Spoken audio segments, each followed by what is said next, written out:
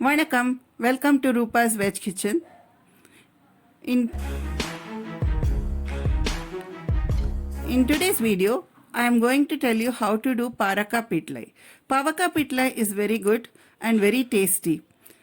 You need to have 3 to 4 pavakas, 1 cup tuvar dal, some tamarind. It has to be soaked in hot water and you have to take the extract of it.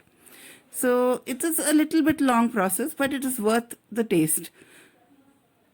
And then a pinch of turmeric powder and salt to taste. First, you have to cut the pavaka into small pieces. So you cut the pavaka into half and then make it into small square pieces.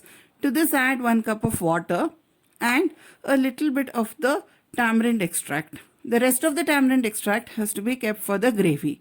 So here you just have to add a little bit of tamarind extract because it removes the bitterness of the pavaka. And you can also add a half pinch of turmeric and keep it aside for 10 minutes. Let it marinate. After this, we have to take this pavaka and we have to boil it. So now you take the tuvar dal, wash it nicely in water and then throw out that water, wash water and add fresh water, add a pinch of turmeric and we can pressure cook the pavaka as well as the tur dal together in a pressure cooker for 2 to 3 whistles. So once this is done, you just take it out and keep it aside. Now we have to start roasting the ingredients for the masala. So here, pavaka, as I was telling, it's very good for diabetes. And I'm also going to post one on how to make the pavaka juice. So now let us start making the masala for the gravy. For this, the ingredients required are 3 tablespoons of dhania or coriander seeds, 2 tablespoons of Bengal gram or kadla parippu, and 2 tablespoons of urud dal or ultam parippu. And 1 teaspoon of peppercorns. Pepper is very good for health. And around 5 to 6 red chilies. It depends on how spicy you want the pitla to be. And oil for seasoning. 1 tablespoon for seasoning and 1 tablespoon for roasting. Now take a pan or kadai and we have to roast all these ingredients, what I told you now. And you have to get a nice aromatic smell. The dal should become reddish in color. And you have to take half a coconut. For this, coconut is necessary. And you have to put the coconut and grind it with all the roasted ingredients. So you have to grind it into a paste. It need not be very fine, but it has to grind nicely. And you have to just keep it aside. This will be added onto the tamarind extract later. So add water to this and grind it. Mix it well and keep it aside. Now let us make the gravy. For this, you have to take the rest of the tamarind extract and put it in a pan.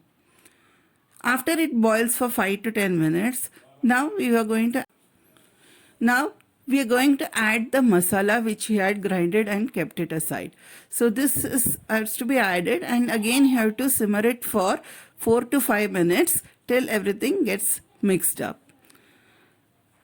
And now once the masalas are all mixed up, here you can add 1 tablespoon of coconut oil to this mixture.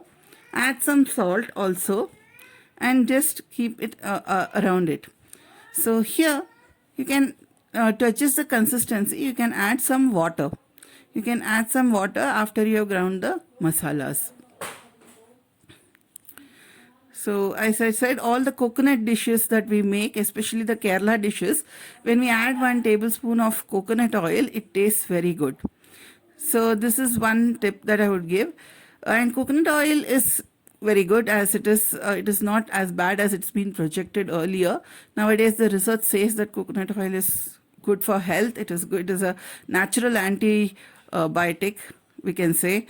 So you can use coconut oil in your cooking. I use it extensively. Now after the bitter gourd is added, you can simmer it for 2 to 3 minutes and then add the cooked tur dal to it. So our gravy is almost ready now. Yes, so you can just lower the flame and then let it just cook for some time.